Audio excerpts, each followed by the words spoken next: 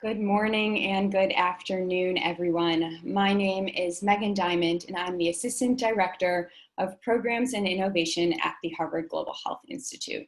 It is my honor to welcome you here today for our webinar and report launch that will focus on the ongoing health crisis faced by asylum seekers and migrants on Mexico's northern border. Over the next hour and a half, you will hear from our keynote speaker, Olga Byrne, who will provide a historical overview on US policies that laid the foundation for the border crisis that we have today. I will then provide key takeaways from our new report and hand it off to Professor Jacqueline Baba, who will be moderating an esteemed panel about the current situation on the border. After the event, our report launches right away, and we encourage you to check it out on HDHI's website, globalhealth.harvard.edu. When we started writing this report, it was in a really different time than the one we are in now. It was prior to the pandemic. So before the US government had stripped a person's right to claim asylum in the US, before the mass deportation of thousands of individuals without the necessary precautions in place to limit the spread of COVID-19, and before the mass exodus of organizations who were providing essential services on the ground on the border.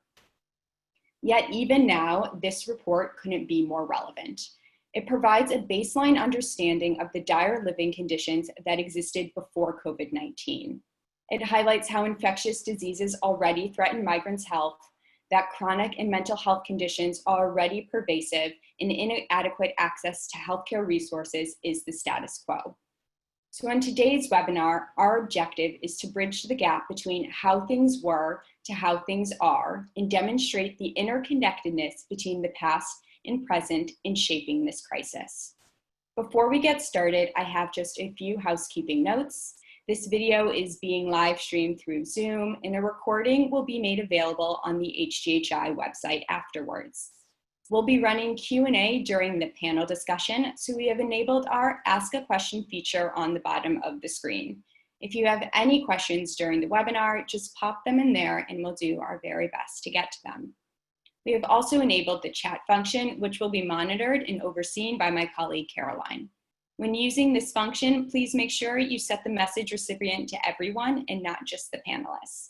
To get us started, we'd like to invite all of our participants to use the chat functionality to let us know where you are connecting from today, including the city and country. So today I'm connecting from Cambridge, Massachusetts in the United States.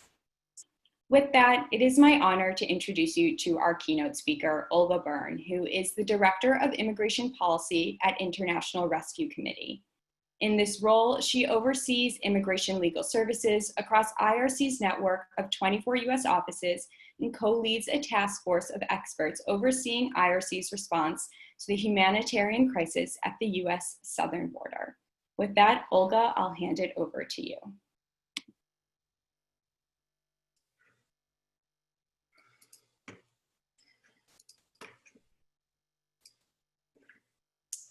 Great. Good morning, everyone. Thank you so much, Megan, and to the Harvard Global Health Institute for hosting this event. It's a privilege to be with you all. I'm calling in from upstate New York, and very much appreciate the opportunity to be part of this and speak with you all. The research you've done and the report that's come out today is adding a desperately needed perspective to the ongoing, and I would say long-standing, human rights crisis at the Mexico-US border. It's a public health crisis, a human rights crisis, and a public policy crisis all in one. I'd like to speak this morning about the US policy frameworks that are at the root of this crisis and how, over time, restrictionist immigration, deportation, and policies influenced by white supremacy have gotten us here. First, I'd like to share an anecdote of a family I worked with a few months ago. A South American family of 6, mother, father, and their 4 children, who had traveled thousands of miles to seek safety. They were staying at a shelter in Ciudad Juarez after US authorities placed them in MPP. That's the Migrant Protection Protocols, also known as Remain in Mexico, which forces asylum seekers to wait out their US claims in Mexico. Then the pandemic came, and the parents were terrified for their 2 youngest children. One has congenital hydrocephalus, and the other has respiratory distress syndrome. And not only do both children require regular and intensive medical treatment that the family cannot access in Juarez, but the risk of complications should either child contract COVID would be very high. So we made a request to US Customs and Border Protection to allow the family into the US. And they clearly should have qualified under MPP's health exception. But despite submitting multiple forms of evidence, including statements from physicians who had reviewed their medical records, CBP denied the request. And based on reports from colleagues across the border, CBP appears to be systematically denying all humanitarian requests for exemptions from MPP, life or death situation or not. This lack of humanity is not new, and I'd like to start by going back actually a full century to the 1920s when Congress passed the National Origins Act of 1924. This law vastly limited immigration from non-Western European countries, but agribusiness interests in the US Southwest lobbied to exempt Mexico and other Latin American countries from these quotas because they needed Mexican workers to meet their labor demands. The same year, the US Border Patrol was formed to regulate the migrant labor flows across the southern border, but restrictionists wanted more. They wanted harsher controls, and that's where Coleman Blease came in, a senator from South Carolina. Senator Blease was a known white supremacist, and he actually advocated for laws that would have legalized lynching, a form of violent terrorism against Black people. He had equally strong opinions on immigration as well, and he felt that civil penalties and regulations were not enough. So thanks to Senator Blease, the first sweeping law that criminalizes irregular migration was born. And I want to point out that this 1920s law is the same law that formed the basis of the Trump administration's family separation policy, which of course shocked the conscience of Americans and people all over the world. While Senator Blease's criminal prosecution sent tens of thousands of people to federal prisons, up to 2 million people were deported to Mexico in the 1930s through so-called repatriation programs that were executed by local authorities who basically just went out and targeted non-white people in the Southwest for deportation. And some estimate that up to 60% of the people targeted and deported to Mexico were in fact US citizens. In one documented case, a woman who was being treated in a California hospital for leprosy was pulled from that hospital mid-treatment for deportation. She was just driven over the border and deposited in Mexicali, which is a border town east of Tijuana. President Eisenhower, who was actually known for his pro-refugee policies, oversaw another of the largest mass deportation schemes in US history, which was officially titled with a racial epithet as Operation Wetback. And there was such little regard for human life that in just one incident, at least 88 people died after a group were left stranded with no food or water in very extreme summer heat. Each year, thousands of people are deposited in Mexican cities each year, especially in border towns. In 1995, for example, over 325,000 people were returned and left in Tijuana alone. And the vast majority have no connection to where they're left. The point is not return to home, it's banishment from the US. As a result, criminality thrives on vulnerability and desperation of deportees, as well as increasingly arriving migrants. And cities and towns in Mexico have struggled to maintain public welfare and security. So today, in addition to the deported, we see thousands of families, often with very young children, sleeping in overcrowded shelters and vulnerable to exploitation, kidnapping, and health risks as they wait to seek asylum in the US.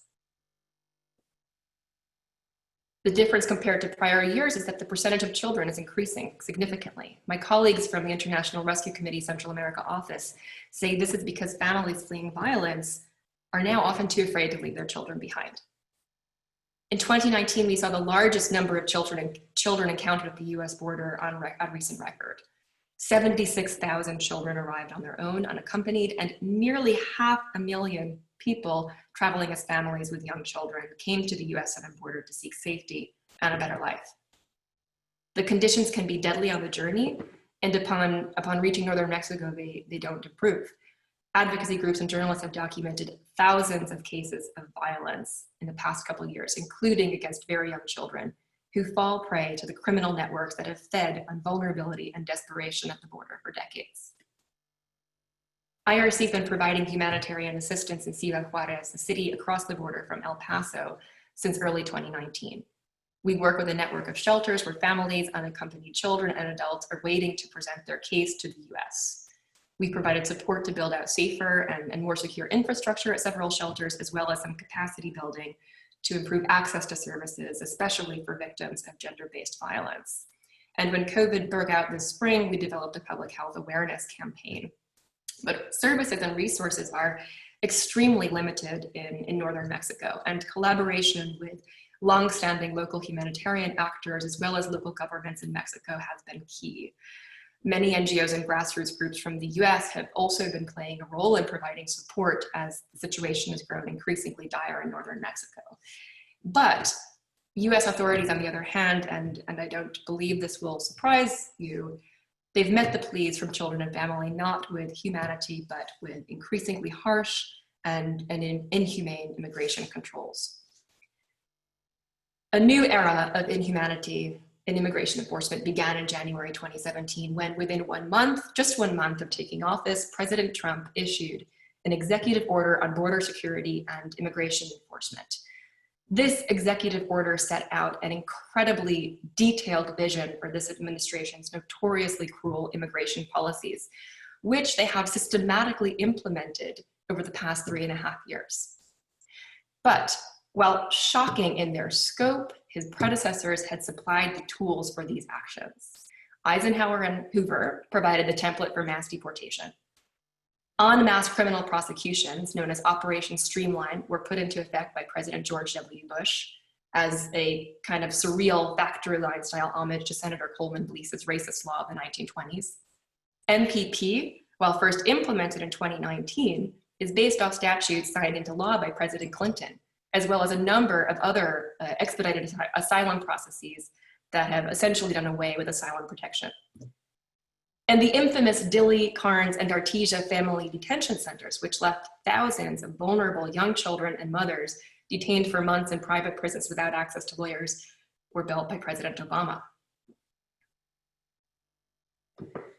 Border agents hold an astonishingly vast breadth of prosecutorial tools in their hands. The results are family separation, deportation, and now expulsion without due process, and forcing families and children to stay in dangerous conditions where so many have experienced violence, kidnapping, and severe health risks. Seeking safety at the US border is like stepping into a landmine. And a key difference from the past, again, is that this administration has been much more focused on systematically eviscerating asylum protections and has absolutely shamelessly stripped hard-fought protections for children. But in this new era of inhumanity at the border, I would also like to challenge us to consider how much has truly changed. While we certainly see new and heightened risk, the desperation and violence at the northern Mexico border are not new. Deportation without due process is not new. And abandoning the most vulnerable a few steps over the border is not new either. So in closing, I invite you to consider, as we approach the November election, whether a potential change in US administration will be enough to solve the deep human rights and public health crises at the Mexico-US border, or if we need to hold all US administrations to a much higher standard. Thank you.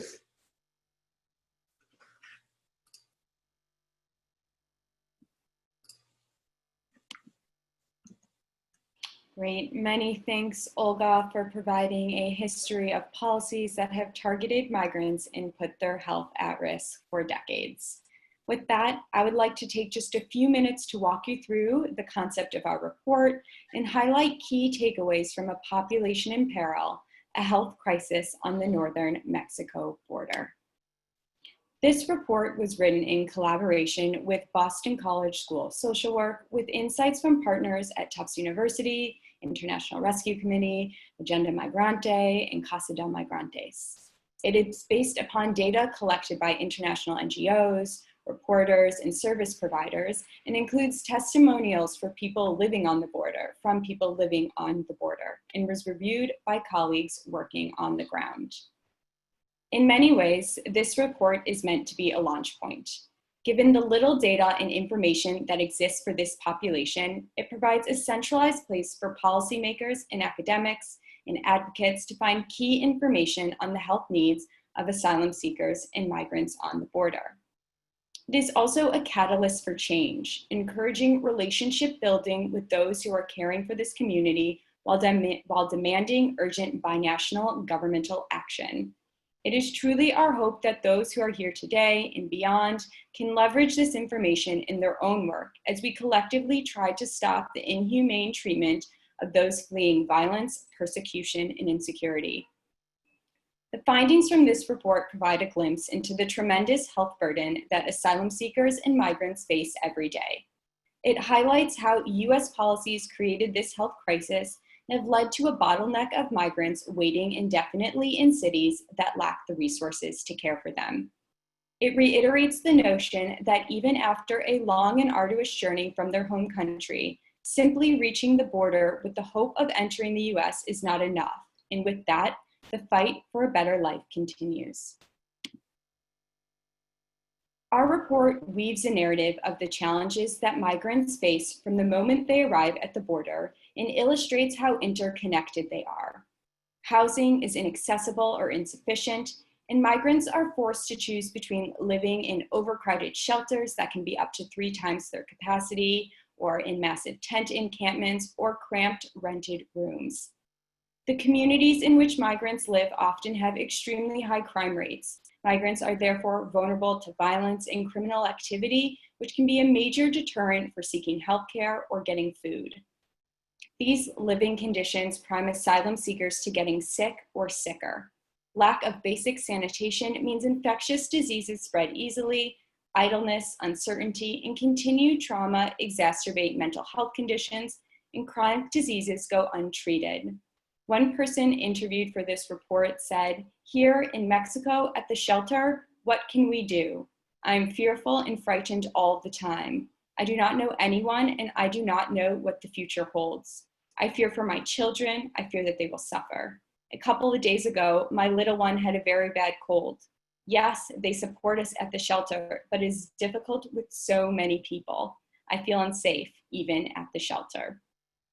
Yet despite the high need for care, information on how to access basic health services that are offered through the government is incredibly ambiguous, leaving migrants in limbo when they are in need of help. Even when care is received, the quality of care is poor and can lead to more harm than good. The absence of government support from Mexico means that healthcare provision falls on the shoulders of faith-based organizations, NGOs, and binational organizations, just to provide even the most basic services. In an effort to provide concrete guidance on the way forward, the report ends with 15 recommendations. We assert that the US should immediately end the migrant protection protocols and the practice of metering. The government of Mexico should increase federally supported capacity, and NGOs should continue to engage local and trusted partners to distribute key information and services. So that's just a small snapshot of the information that's contained in the report, and we encourage you to check out the full report in more details when it launches on our website at 11:30 a.m. today, immediately following this panel. You can find the URL right here on the screen, and you can also find the report through the HGHI website.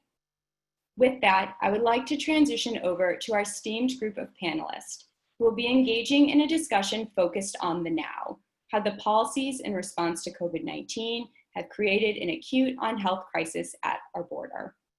We are joined by Joanna Williams, Director of Education and Advocacy at Keno Border Initiative, Alejandro Oleo Mendez, Assistant Professor at Boston College School of Social Work, Unisa Rendon, Executive Director from Agenda Migrante and an international consultant on security and migration, and Talia Porteni, who's a postdoctoral fellow at the Reach Lab at Tufts University. And lastly, our panel will be moderated by Professor Jacqueline Baba, who is a professor of the practice of health and human rights at the Harvard T.H. Chan School of Public Health. With that, I'll hand it over to you, Professor Baba. Thank you so much for that excellent overview of your report, which does really promise to be a very important document.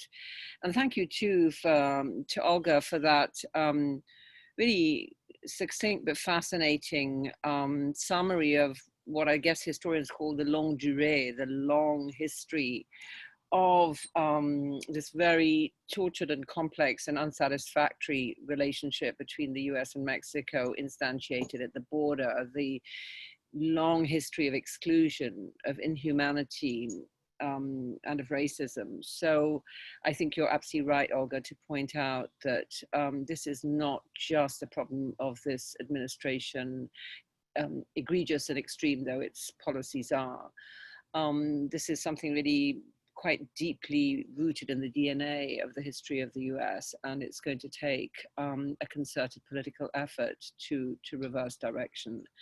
So, but today we're really focused on the shorter historical perspective and looking at what's happening now. And we're very lucky to have 4 people who are actually really at the coalface, so to speak, working on these issues in the field. And so what I'm going to do is invite each of them in turn to speak for not more than 5 minutes. I might ask each of them one question, then move on to the next panelist. And then at the end, we'll have time for a back and forth with all of you, our audience. So please do send questions, which will be screened and brought into the discussion before we end. So with that, let me start with our first panelist, Eunice Rendon. Eunice, please, could we hear from you? Hi, everybody. Good morning. Thank you very much for inviting me to this panel and giving me the opportunity to talk about such a crucial subject as migration and the challenge we have in our northern border. We have already heard about the report and all the risks and the challenges and all the problems we have with migration in our border with the MPP program, that I think is one of the worst decisions of Mexican government, because we don't have the resources, we don't have the infrastructure, we don't have anything to give these people what they need. And as you already said, we have to understand that this situation we had before this problem, before COVID, but with COVID, these problems have been exacerbated, and the existing problems and also the inequities that many of these migrants are facing in our border are exacerbated with the COVID pandemic. And also I want to underline one point as well, that the MPP program is against international protocols and asylum agreements, and also is against US normative in terms of asylum policies. And because of that, even the Court of Appeal of the 19th Circuit of the US decided that the remaining Mexico program was illegal because it exposed migrants to many risks, bringing them back to Mexico, to 6 different cities in Mexico, that we have to underline that these cities in the border are places with the higher rates of homicides and are very violent places. So asylum seekers are suffering more and being exposed to this violence and trauma. We don't have not only access to health, to the system, but also mental health, because some of these people are with a lot of trauma and we don't have neither that. And also I want to underline some of the changes we have seen in this border. For example, all the express removals. Also these people are being deported to these points in the border. So it's also one problem we have to take to understand. And also we have to understand, because now we heard about new caravans that are coming from Central America. And we have to understand that even if we have the risk of the COVID risk, the people prefer to take the risk of COVID, but rather than being killed in their country. We have to understand that one of the main push factors in the last years is violence and the risk of losing their lives. So it's something that we have to understand in order to make make better policies and to improve the situation in our border.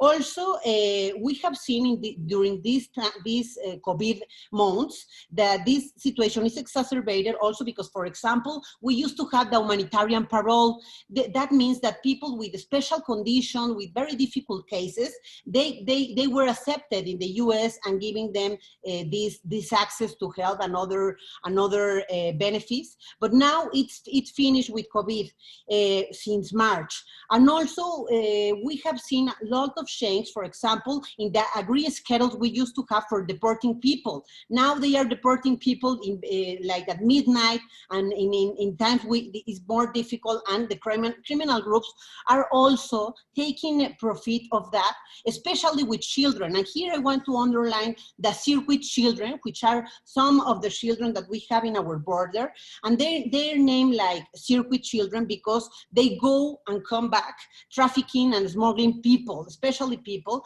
because of their age. They cannot be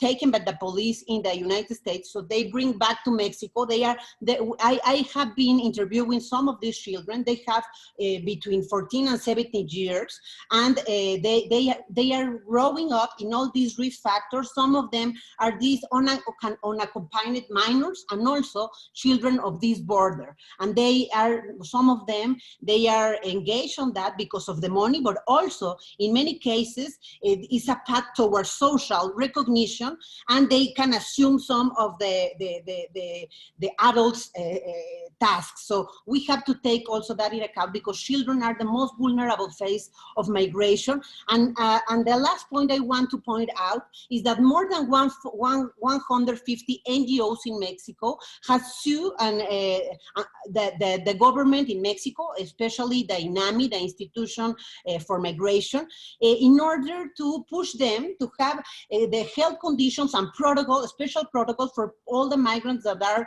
in the 65 centers for migrations and shelters.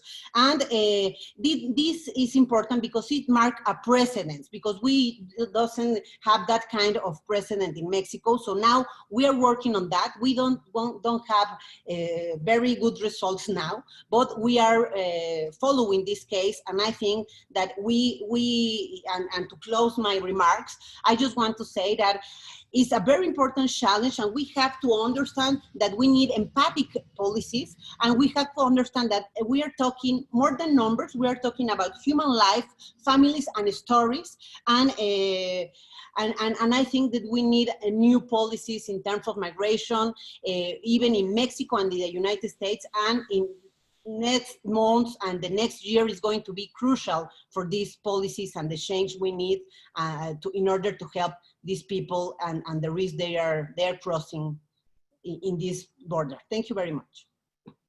Eunice, thank you. Those were fantastic comments. First of all, where are you? I'm in Mexico City now. You're in Mexico City. Okay. So you raised so many interesting questions. I just want to ask you to expand a little bit on two of them. One is the important point you made about the children at the border.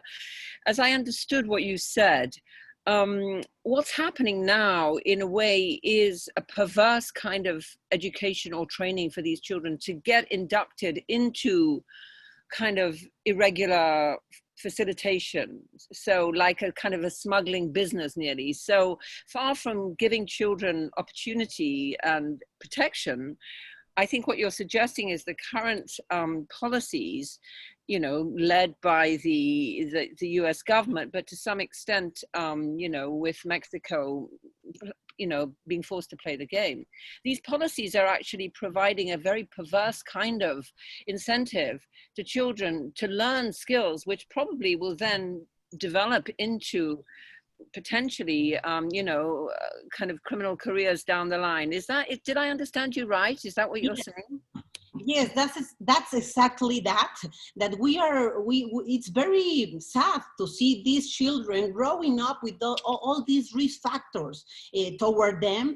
And the most sad thing is that when the United States authorities bring them to Mexico, take them to Mexican authorities, and when they are coming back, you can see in the border other children of the same age, from 14 to 17 years, waiting from there for catching them again. So, and because they have money because of that, some of them they give like $300 for each circuit. So some of them, even if they have parents in the border, some of them they do, but they are like the family are sustained. So they are the ones that give the money to the family. So that even worse. But we have also with COVID problem, a lot of people that are losing their jobs, and all that economical crisis also play a role on that criminal action, not only with children, also with youngsters and with, for example, and I want to point out this because it's very important, criminal groups and organizations are also taking profit of everything, because the most difficult is the border, or the most difficult and the more difficult is more expensive. So they also have this new business into their criminal actions. They are trafficking people, and they are taking a lot of money of that people cannot pay. The migrants cannot pay this money, but once they are in the States, they continue to pay. So trafficking became also treats. So that's so in other words, what you're saying is, you know, that we always hear from the government how these, you know, criminals are preying on migrants, but really what's happening is that the government's failure to create effective, legal and regular avenues for humanitarian protection is forcing people into these alternative scenarios. I mean, and anybody would do that because, you know, people are fleeing for their lives. So it's not so much that people are being preyed upon, it's that the government's failure to create regular and legal mechanisms is really incentivizing a business. And what's so terrifying is that it's actually really also going down to youngsters, kind of 14, 17-year-olds. So I think this is a very, very important point you're making, and something which really shows how cynical these government policies are. It's easy to point a finger at criminals, but yeah. So I think unfortunately we have to stop there, maybe come back again in the Q&A, but thank you very much for really fascinating initial comments. I'm going to now turn to Joanna Williams. So Joanna, please tell us where you are, and we look forward to hearing from you. Good morning. It's a pleasure to be with you all. As was mentioned, I'm at the Kino Border Initiative, which we're a binational organization located in Nogales, Arizona and Nogales, Mexico. And our work, amongst other dimensions, is to work directly with migrants who are in Nogales, Mexico. So day in and day out, we're providing basic humanitarian services to individuals either who are being deported to Nogales or the asylum seekers who are stranded there. And as we reflect on this history that Olga shared with us, on some of the findings of the report from Megan, I think what strikes me is this tradition that we've built on, the tradition of inhumanity, but also the fact that at this current moment, people are trying to persevere in the midst of heightened precarity. I think we can all relate to this word precarity. To different degrees in the midst of the pandemic. And so what strikes me as we talk about the border as if it's another world, the US-Mexico border in many ways is a microcosm of challenging regional dynamics and challenging dynamics that each of us are touching to perhaps a lesser degree. And I was struck by this in this idea of perseverance and precarity, and this idea of the border as a microcosm. Just yesterday when I was speaking with a Venezuelan family that has been coming to our aid center to seek basic assistance. They initially arrived in Nogales, Mexico in January of this year, trying to seek asylum in the United States. At the time, they were subject to what's called a metering policy. So we've heard a little bit more about MPP today, which is when people are returned after they've tried to seek asylum in the US. Metering stops people from starting the asylum process. So it prevents people from even accessing asylum at the port of entry. At the time that they arrived in January of this year, they were expecting to wait 3 or 4 months under metering to then be able to present at the port of entry and seek protection in the United States. Of course, during the course of those 3 or 4 months, the border closed on March 21st to so-called non-essential travel, because the US government doesn't recognize that fleeing for your life is essential travel. And so now they've been in this heightened situation of precarity for many months now, over 5 months that they've been stranded in Nogales. Initially, they were able to survive off of 2 sources of income. So one was a 18-year-old son who was working in a restaurant in Nogales, Mexico. Because of the border closure, because of the failing economy here, he lost his job in the restaurant. And then the other source of income was the husband or the dad who was living in the US, who had already sought asylum in the US because he was able to get access to a tourist visa from Venezuela to fly to the US. He also, because of the economic crisis that we're experiencing in the US, lost his job. So now they have a situation where they don't have any income coming in. And they'd been renting in an apartment where the landlord fortunately has given them an extension on the rent, but they feel threatened in that particular place that they're staying in Nogales, Mexico, and they can't relocate. They can't find another place that might be slightly safer within the city because they're already behind on rent in their current lodgings and don't have any money to find a place with more protection to get away from the person that's been threatening them and coming after them. And at the same time, I mentioned that they're from Venezuela. They fled political persecution from Venezuela. And they've already had family members in Venezuela who have died from COVID-19 because of inadequate health infrastructure there. So in many ways, this family's experience is the experience of so many in the region, all summarized in a single family and all summarized in a single situation. And what struck me is not only the suffering that they've gone through, the precarity, the mental health burden that the mom in particular is carrying as she tries to make the kids believe that there's some sense of normal in this, but also this determination with which she and others here in Nogales believe that the situation has to change, that it can't be this way forever. And I was struck by that particularly when Olga was speaking a little bit earlier, because she went over policies that at the time when they were initially implemented were shocking to people. When Streamline was first started at the border, this was a shock of a violation of due process, and public defenders reacted and were trying to resist. And then at the time, and then over the course of over 10 years, they've become entrenched and even normal. So how can we identify with how this Venezuelan family is feeling and continue to be shocked and outraged and determined that change is possible here at the border? We've already had the border closed for over 4 months. We're looking at many more months of this being a possibility. But as Olga mentioned, even a change in administration might not dismantle these policies. So we need to have the same level of determination that this family and many other families have, and belief that we can change our system in order to really make progress on addressing the health needs, the mental health needs, the physical needs, but I would say even more importantly, accompanying the folks who are just trying to seek asylum and seek protection and exercise this essential function of caring for their families. Joanna, thank you. That was really so moving and so poignant, but also so rational and lucid at the same time. So really a wonderful presentation.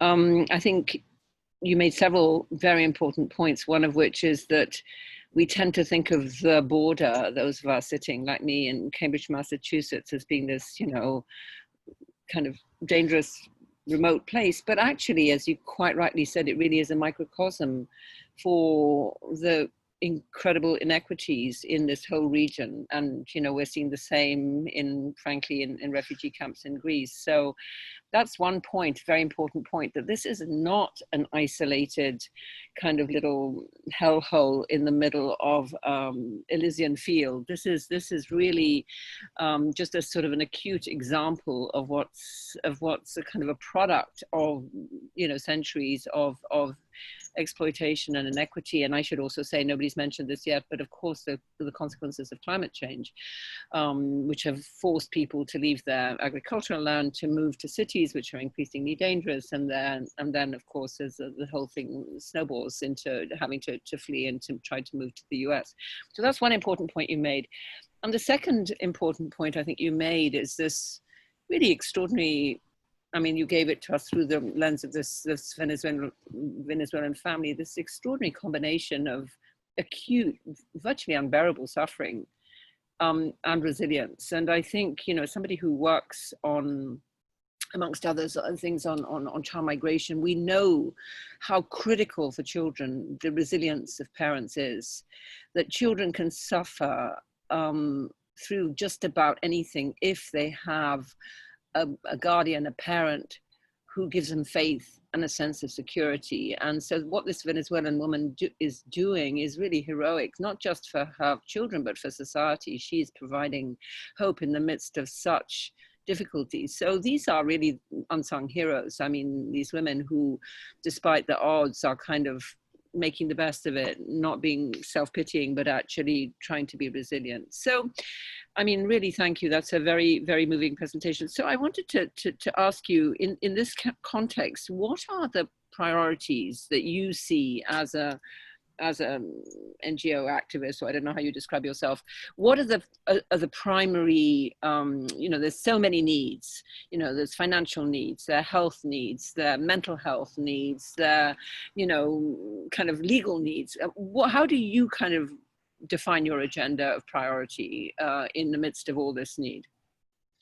Sure. So we, as the Kino Border Initiative, we work both on humanitarian assistance and on advocacy, so trying to change policy, which I would say that advocacy is our priority at the time, is also the most difficult of our goals to accomplish.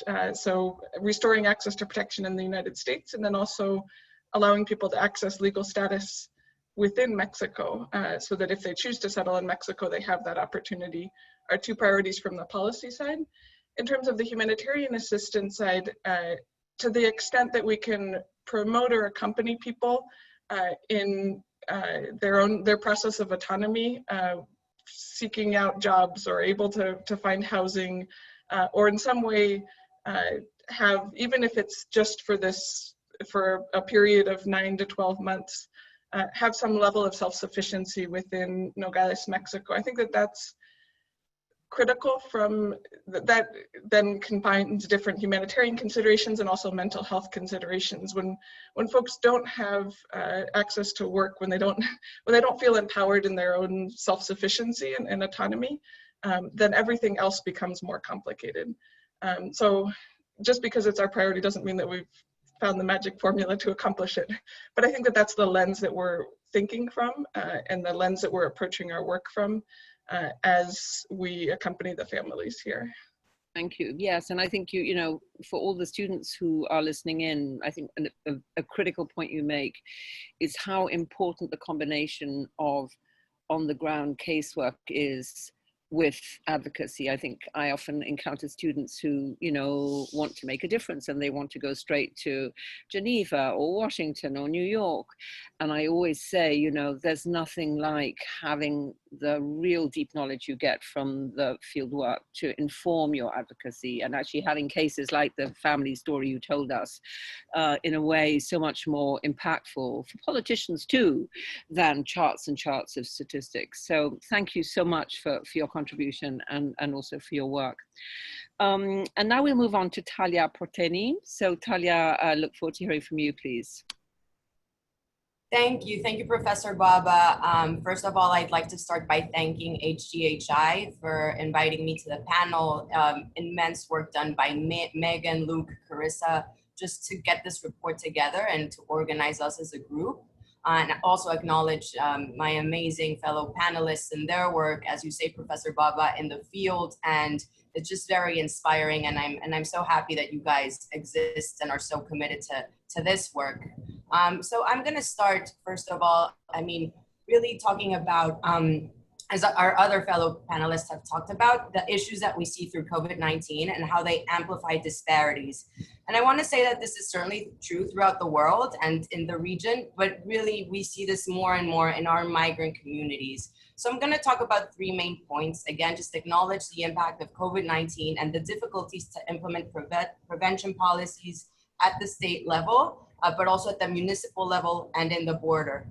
And then I'm going to talk about something a little bit different that we haven't really mentioned as of yet, but the challenges that we see in testing for COVID in the northern border, and how there's really so many issues related to the allocation of testing materials, and then how we're seeing a very high percentage of positive cases, positive tests, and why that is just very, very troubling. And then lastly, issues and ethical challenges with data on morbidity and mortality as it pertains to our northern border in Mexico, and some potential solutions. I know we'll talk about them more in the Q&A. And so I want to say, first of all, that in Mexico, our first case, and well, I'm in the US right now, but I am originally from Mexico. And so the first case that we saw in Mexico was February 27th. It took a long time for the federal government to actually react and start to implement policies at the federal level. What is interesting and to some degree similar to the US is that some states took action on their own, and they started to implement policies before the federal government really advised to implement these. The first state to actually start to implement these policies was Nuevo León. And really Tamaulipas, another northern state, was quick to follow. The reaction from the northern states, well, Sonora was a little bit lacking in the response, but it was I would say and argue to some extent like rather quick. But this is very different when you see state level policies and when you look at the municipal level. So when we really look at the municipal level and what happens, especially in the northern border, that's where we see most of the disparities. And I know certainly my fellow panelists have talked about really the horrible conditions and that we see in these places. And this is really spoken to a lot of detail in our report, but the access to clean drinking water. And then as it relates to COVID, to be able to keep a safe distance, there's just a whole range of imperative needs that are really unmet. And of course, our migrant communities that live there are some of the most vulnerable within these situations. And I know Alejandro will talk more about the different types of migrant communities that live in the northern border. But I just want to say and highlight that the communities are not only from Mexico and Central America, but that there is an important community of people from African nations that are being gravely mistreated, and they face serious racism, poverty, and a lack of access to hospitals. Sometimes I've heard, I've heard these horrible stories of them being in the hospitals in the northern border, and because of their race, even from the staff in the hospitals, they're gravely mistreated. And I think this is something that, we don't hear about that much in the US, but we need to acknowledge as something that is really happening in Mexico as well. And then secondly, I want to link this slew of challenges with the issue that we have in Mexico with testing. Mexico needs more tests in general. I think the lack of tests can also be attributed in part to a lack of federal response and being able to provide tests in a timely manner to throughout the nation. But then more and more, as states have asked for these tests and bought these tests on their own, and this is certainly the case for certain states in the border, like Tamaulipas, like Nuevo León, there's issues with the allocation of these tests. And so what this causes is really a lack of possibility of being able to screen people. So we hear these harrowing stories of detainees on this side of the border in the US and how they're isolated and how that is definitely, again, a violation of human rights. What's happening in the Mexico border is not that clear. I know firsthand, I've heard this from the Minister of Health of Tamaulipas, who explained to me these difficulties in a meeting that we were having, and she spoke as we said before, when the deportees arrive on the border at untimely points throughout the night, they try, at least in Tamaulipas, to provide like a random screening, but they don't have the equipment, they don't have the tests, so they simply, take people's temperature, they ask them some questions, and this makes it very difficult to screen for COVID because a lot of people may already be sick and they may already have underlying health conditions. So it's really an ethical issue. What do you do? How do you separate, or do you separate even like the sick from the healthy under those types of conditions? So that we do need more tests. The tests that are that are received in the northern border and that are allocated to these municipalities, they're very few. And so what happens is that they get distributed and applied to the people that present very serious symptoms and that are very likely to have COVID. So what this creates is a lot of positive, for the percentage of positive tests to be very high.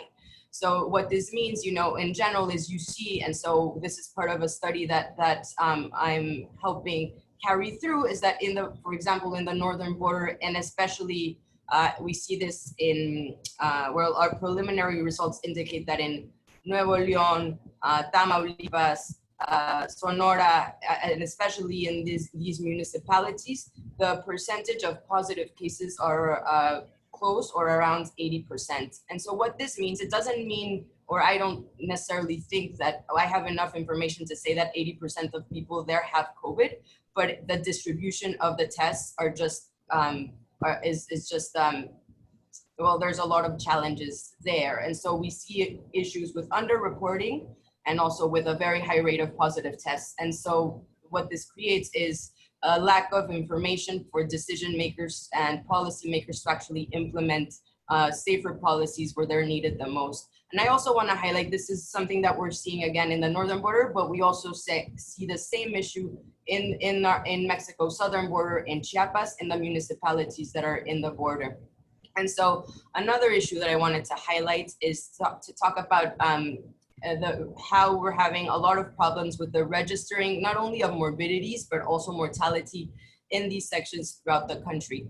And something that I will highlight, and this is something that a dear friend of mine and also one of Dr. Baba's proteges, Amiya Bhatia, looked at in India.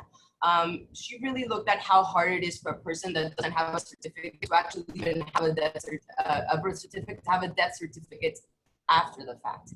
And so this is something that we are seeing so much in Mexico now. There's a lot of people, these communities that are very vulnerable. There's a lack of documentation. And so if you don't have a birth certificate and we can't give you a death certificate, then how do we account for the mortality and the mortality as it is attributed to COVID? This is a very, very serious situation, and one that is related to one that we talk about in the report as well, the lack of capacity of Mexico to actually execute and give asylum seekers their documents as asylum seekers. And we talk about this again in the reports. We see that although the UNHCR is providing some help, it is simply not enough. In Mexico, just within the last years, we've seen the increase of asylum seekers, upon the thousands. And so we've become a country that usually we would have been, well, in past times, we were a country where migrants passed through, and now we're a receiving country. And in light of this situation, the present COVID crisis and all of the other policy crises that we've talked about, this really creates a very, very serious situation from a human rights perspective. But again, this also creates a problem for the states in Mexico. They have a lot of difficulty in monitoring their situation, and as such to be able to advocate for their needs. And I think this is especially true to also be able to create evidence-based policy that targets their own situations. Some potential solutions, I couldn't agree more with the need for a very strong human rights response. I feel like my colleagues have talked more in depth about that. I just want to say that I'm completely aligned with everything that has been said so far. And then I will say, and this is something, not my idea, but actually something that came out from the Kino initiative in a stakeholder meeting that we had while we were thinking about this report, really a need for a temporary registration system that also registers a person's health, even like a simple card where people can, as they are in these horrible situations, can be able to describe, what their health history is, would be very, very helpful for those like the Kino initiative and so many others that are there to actually help and provide some aid for their health. And this I'm going to interrupt you. I think we're getting out of time. I mean, there's so many good ideas, so forgive me. I want to make sure that we also give our audience time to jump in later. So you've raised just like a plethora of really fascinating points. I mean, first of all, I think you show so clearly how far from using the pandemic to protect people from contamination. What the policies are doing are exposing people to contamination. I think you described that really well. And of course, the high incidence of positive tests just proves that point. So if you're deporting people in very crowded way to areas where there's very poor sanitation, poor health conditions, and a lot of already pre-existing morbidity, this is a recipe for disaster. So it's really an enormous failure of responsibility by government. So I think that's a really important point you made. Second important point you made in passing was about kind of that it's not, we're not just talking about Central American migrants, we're talking really here about a global phenomenon. And so we have African migrants who have been through hell and high water to try to get to a place of safety. And so many of the issues that we're all grappling with Black Lives Matter and racism, of course, affect migrant communities too. And we see this everywhere. So in a way, it's joining these different movements that we're talking about migrant rights, we're talking about the rights of people of color, we're talking about a whole series of issues which actually come together. And then the third very important point you kind of ended with is this whole question of identity documents. And you mentioned death certificates, you mentioned temporary registration of health, which is an idea, as you rightly say, that's been around for quite some time. You know, the idea that people should have portable documents, whether also to show about vaccinations and so on. One thing you could also have said is the importance of registering children's birth, because of course, as people are delayed for months and months, babies are being born. And in some cases, these babies risk being stateless. So there is so much work to be done. There's so many issues. So if you'll forgive me, I won't ask any questions. I'm conscious of the time, but thank you for a really extraordinarily rich presentation, which raised just a plethora of fascinating issues.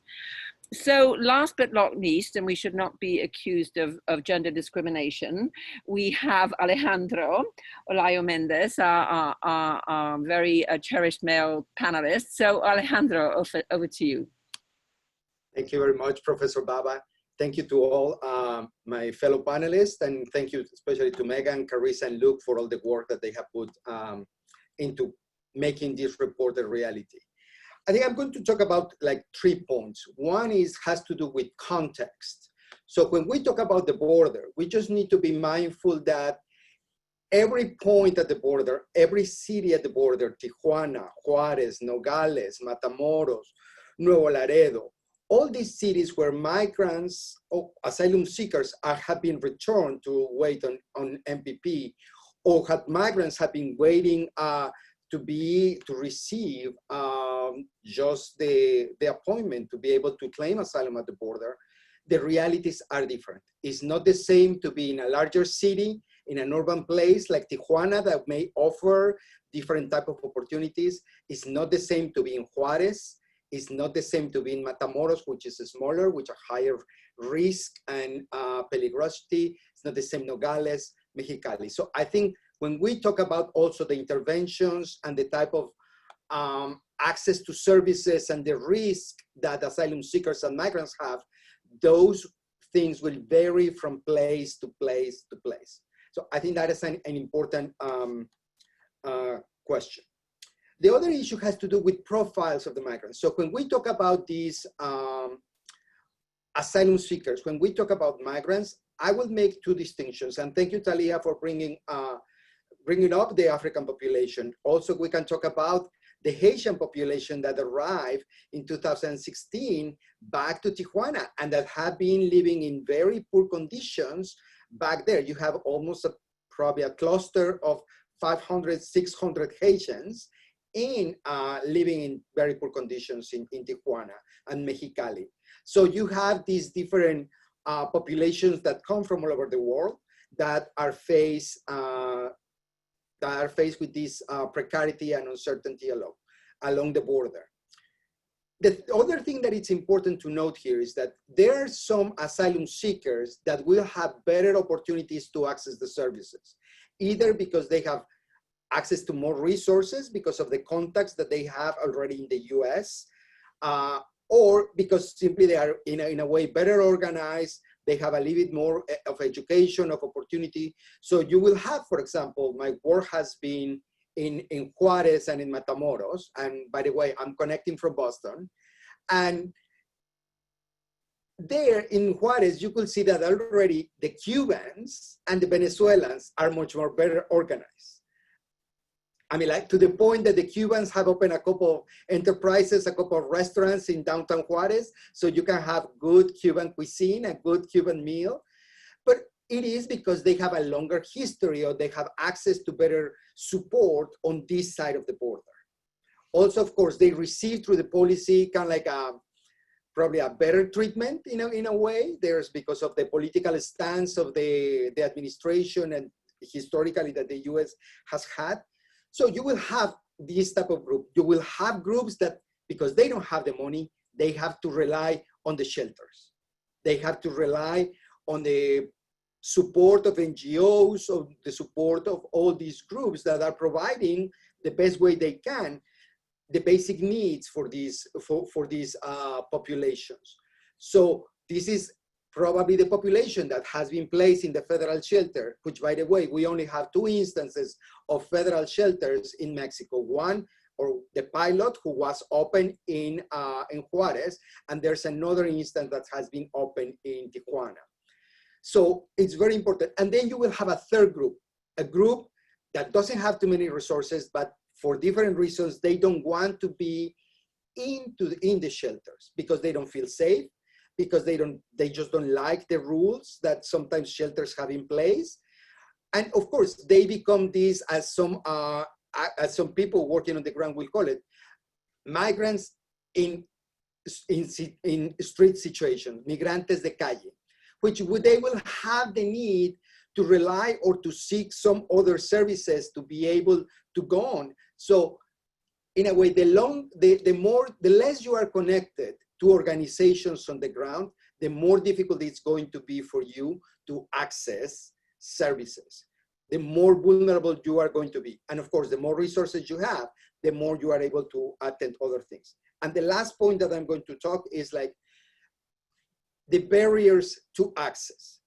I think in a way, the Mexican government has different protocols. On paper, they look great. They have the flow chart, how things supposed to work, how things supposed to be flowing. But if those things are not feasible, if those things are not executed and people do not have the information, people do know where to go, if the paperwork that they have is not recognized by the instances that they have to provide the services, then you can have the rights on paper, but those rights won't be able to be executed unless there's really an infrastructure that allows asylum seekers and migrants to really exercise the right to education, to health, to asylum in both in the US and in Mexico. I will stop there. Alejandro, thank you. So, I think it's a wonderful complement to what we heard before. On the one hand, I think it was Jana who said this, the communities at the border are microcosms of a much broader kind of set of precarity that, in a way, sometimes in privileged ways, we all are facing with the pandemic.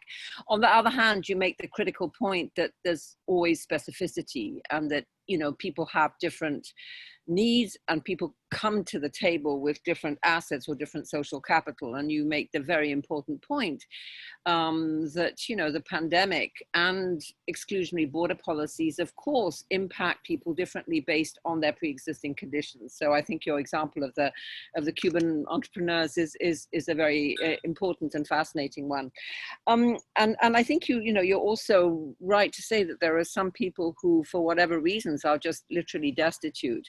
So as you see it kind of going forward with this very complex, different, and maybe sometimes even contentious and not necessarily cohesive population, from the point of view of advocacy, and we've heard, different panelists have made different points, but from the point of view of advocacy, could you identify for us, and this is also as we move into the Q&A, what would you put right at the top of your list, given that we are now heading into a very political, even more than usual period with election and so on? And we heard from Olga how this is we've had centuries of exclusionary policies. But what would you say for those of us, all of us, I suppose, listening, who are really committed to making a contribution to change? from your experience, what would you say are the most important kind of bullet points for people to focus on? Probably I will emphasize two things. One is that in the American system, at least, when you write to your representatives,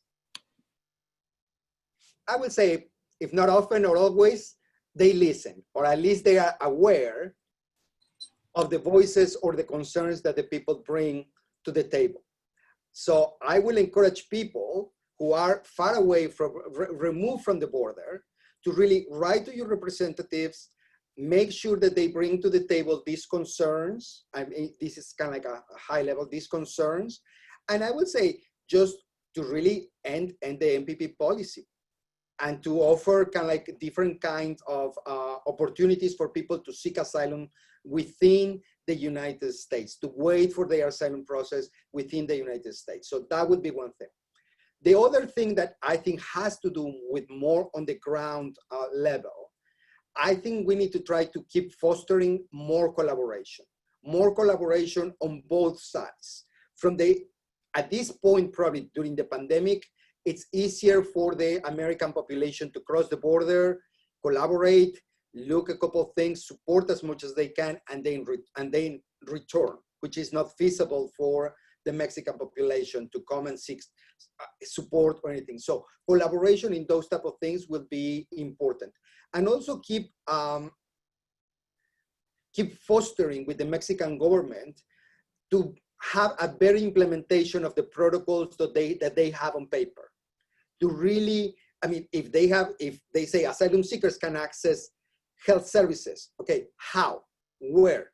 Does the paper that they have are going to be recognized by the hospitals where they go and look services? So thank you. So these are really important points. Firstly, you know, you're absolutely right. This is not just for people who are working close to the border. Everybody who is in the US has a responsibility to raise this as a central political issue. Secondly, I think you're right that which in a way the work that Megan and her colleagues have done instantiates so beautifully this importance of this cross-border collaboration, that, you know, it's wonderful that, you know, 3/4 of our panelists in a way are Mexicans, and that we have, you know, this is a very important collaboration that we work together. And thirdly, your point about, which I think echoes something that Eunice said right at the beginning, that of course there is also advocacy going on in Mexico about implementing obligations, about delivering on undertakings and respecting international obligations. So, well, thank you. I think we've had a really, really rich set of contributions from our panelists, and really, again, kudos to Megan and her colleagues for bringing these experts to us. So now we're going to have some questions from the audience, and I'm going to read out a question and then invite our panelists to jump in. So, and if you all jump in together, I'll moderate, but please don't be shy.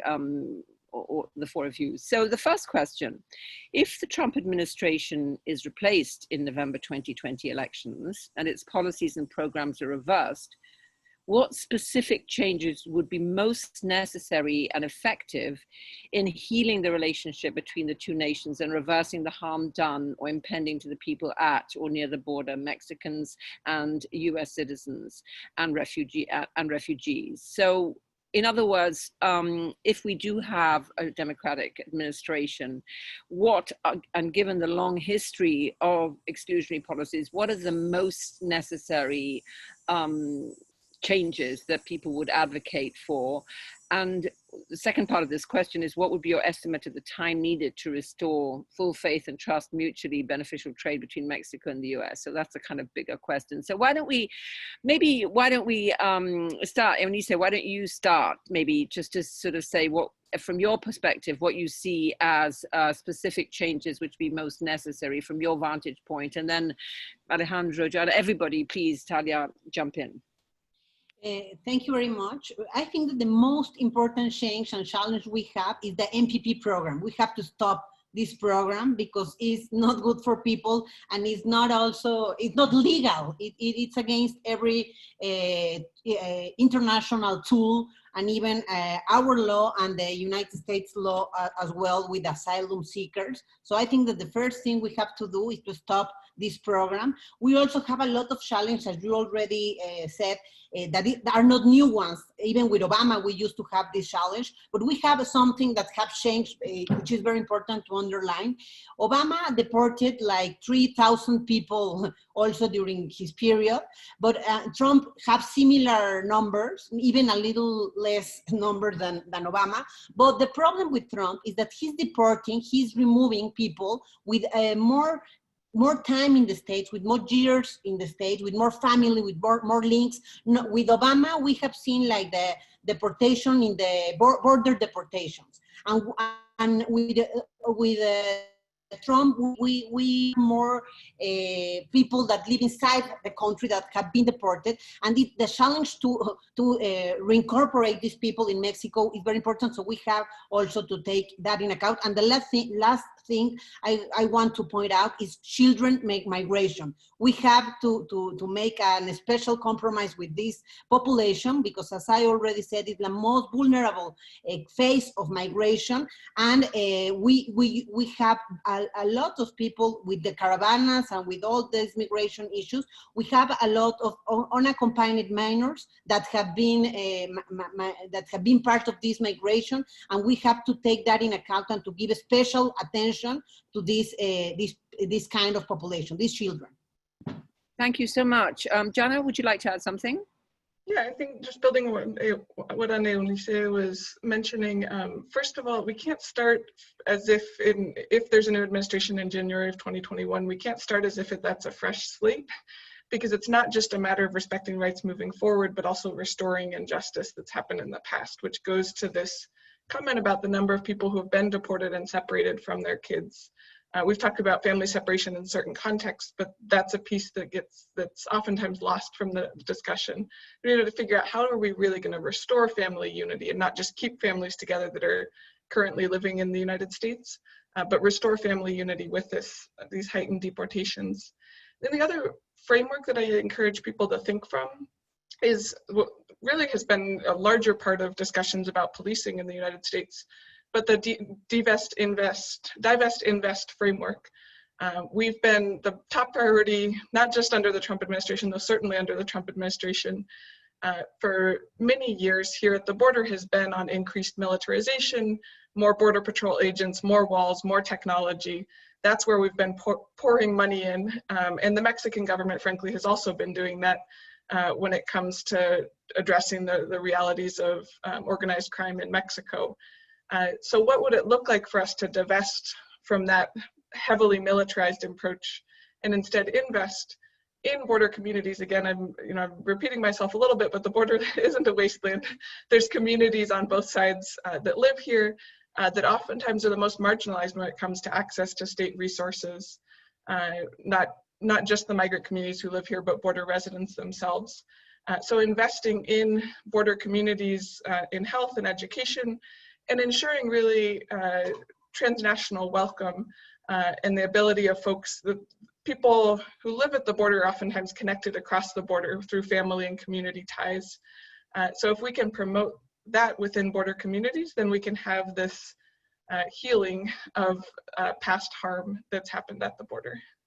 Thank you. And Tanya, from the point of view of more as a researcher and a health expert, what would you say are the most important changes? You talked about some of the dramatic deficits in testing capacity, but also in registration, documentation, and so on. What would you say?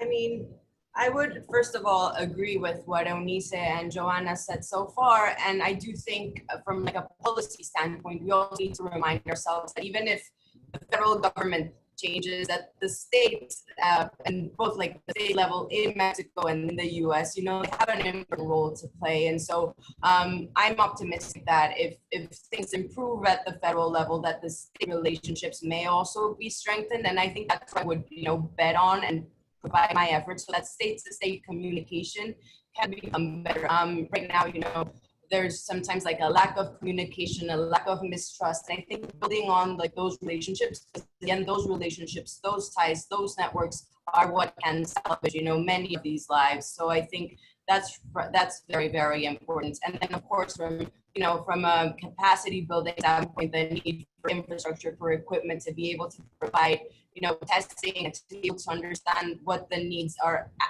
actually are. Is I think very important. So I think I brought those points when I spoke, but I think those are the priorities for me. Thank you. And finally, we have lots of other questions, but Alejandro, the second part of the question, what would be your estimate? It's hard to answer this, but what would be your estimate of the time needed to restore faith and trust and mutually beneficial trade between these two countries? Would you hazard a guess, or how would you think about that?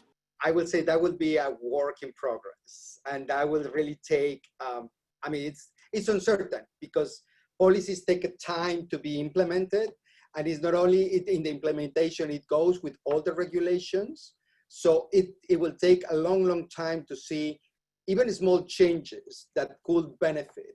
But probably one thing that I will add to everything that has been said would be alternatives to detention. It's not only about ending MPP and allowing people to claim asylum here in the US or wait for their procedures. It's not putting them again in a detention center. We really need to think also about alternatives to detention. So where children, unaccompanied children, are placed in foster care, they receive support services. These people, in a way, they are experiencing compound trauma. Not only the trauma that has been, that they experience in the countries of origin, but also the trauma of waiting, the journey. So I would say, I will emphasize that a little bit also. And again, the timeline, it's hard to tell how long it will take.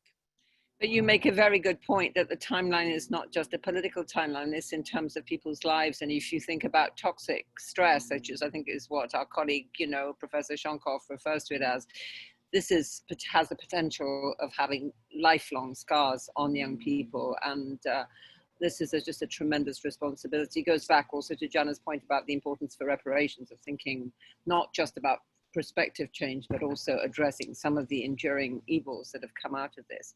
Okay, thank you. So next question.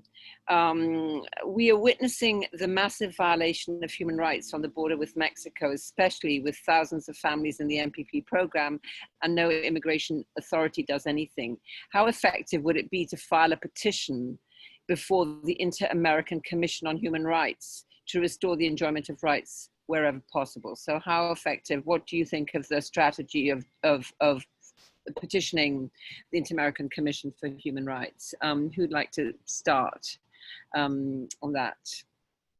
Well, I could briefly mention that we have been petitioning the Inter-American Commission. I think it's one of many tools in the toolbox. Obviously, the challenge with international human rights organizations is what are the enforcement tools, or what's the power that they would have to affect change.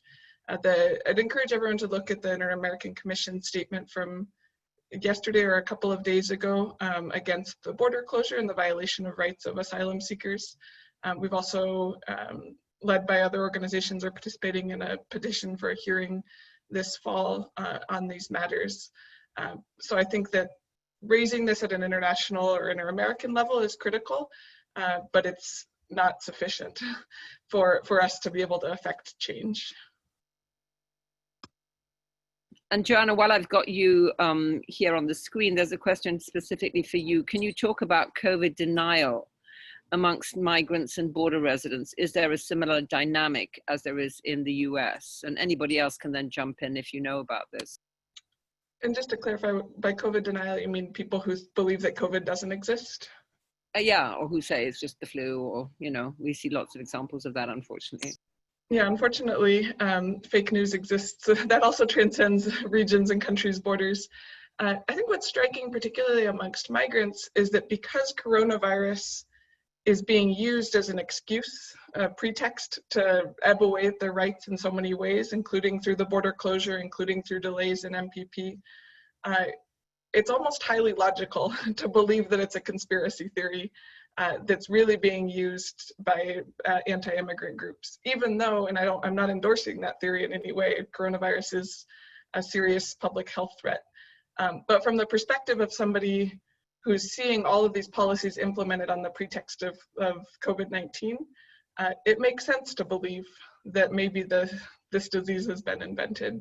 So I think that that's really the root cause of some of the coronavirus denials, specifically amongst migrant communities, is that they're seeing the harm that's coming that seems totally unrelated to COVID-19.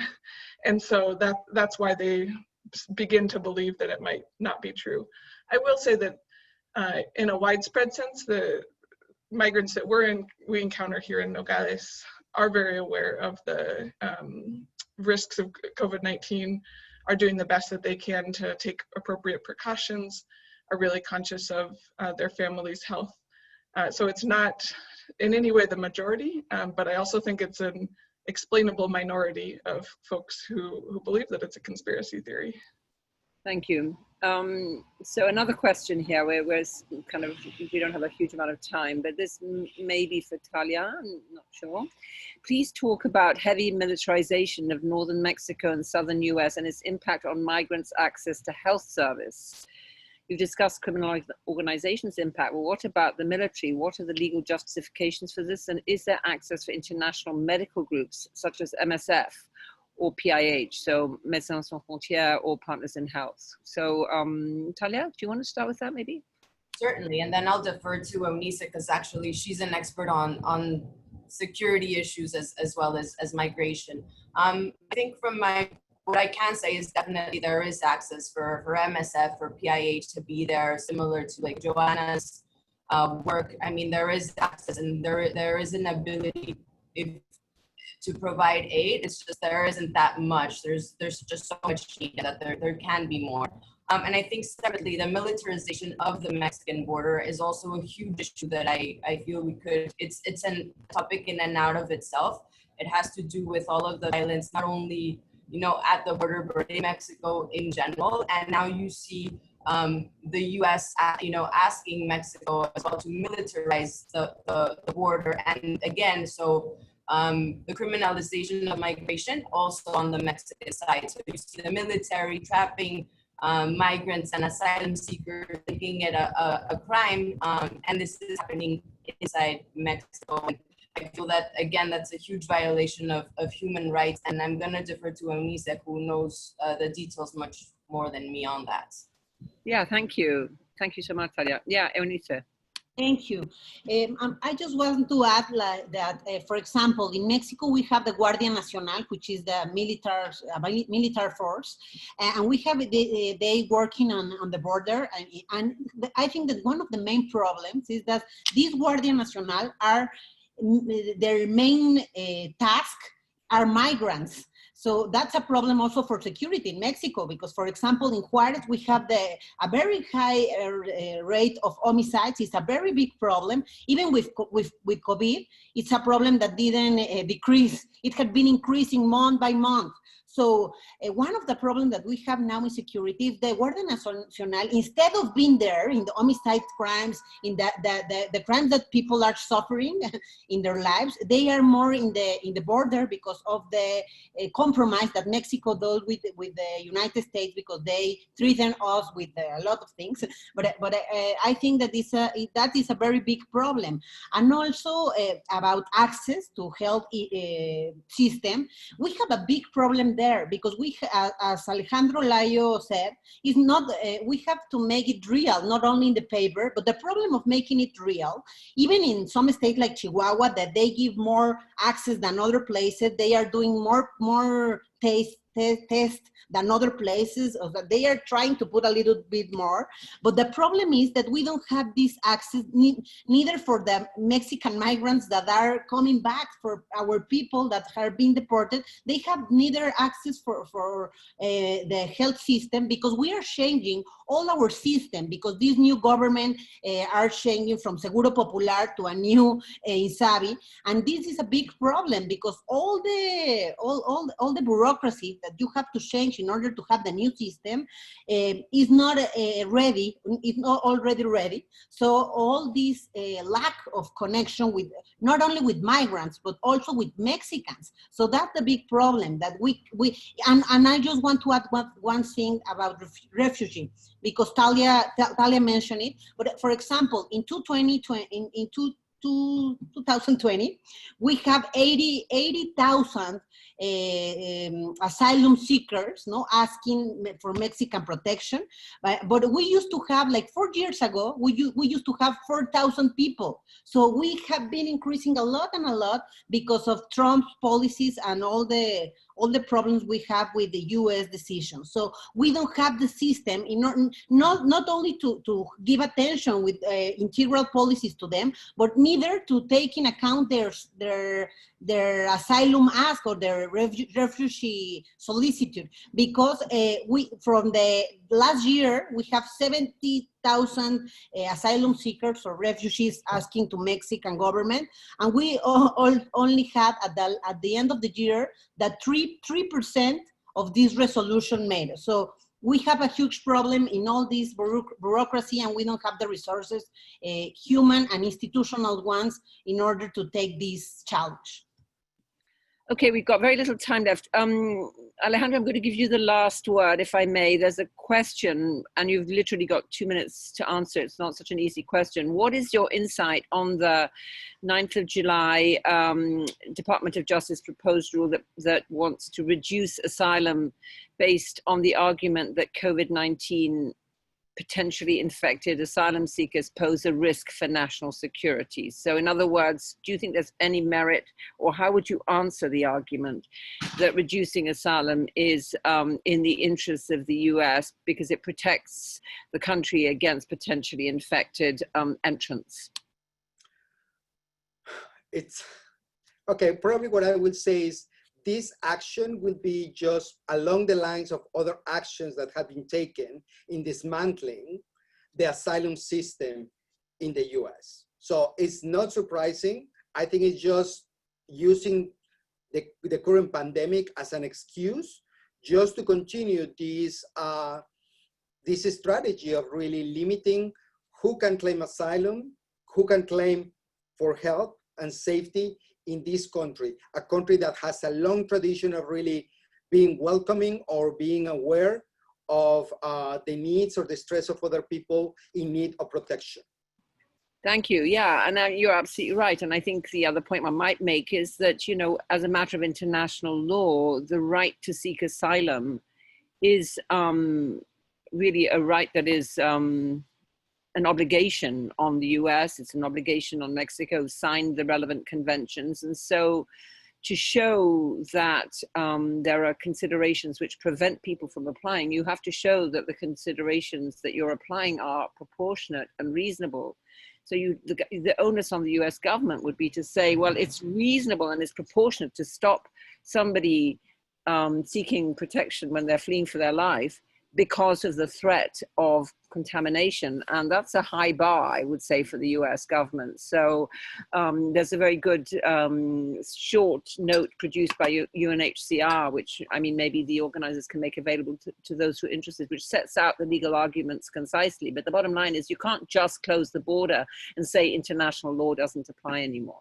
Anyway, we're just about out of time here. So thank you very, very much, Eunice, Joanna, Talia, and Alejandro for the wonderful discussion. And most of all, Megan, thank you and your colleagues for putting together really a terrific panel, which we really learned so much. And now I'm handing back to you. Great, thank you so much, Professor Baba. That concludes our event for today. I want to give a special thanks to our speakers and panelists, Olga, Talia, Alejandro, Joanna, Unisa, and Professor Baba for your thoughtful questions and facilitation. All of your remarks were moving, articulate, and sobering. We deeply appreciate the instrumental role you and your organizations have played in calling out injustice and fighting for the right and well-being of asylum seekers and migrants. I want to give a special thanks to our report authors who worked tirelessly on this effort: Carissa, Luke, Catherine, Alejandro, Talia, and our communications lead, Caroline. With that, please check out our report, which is on the Harvard Global Health Institute website, and continue to check back our website for more updates and new content. Many thanks for joining us today. Please take care of yourselves and others and have a great afternoon.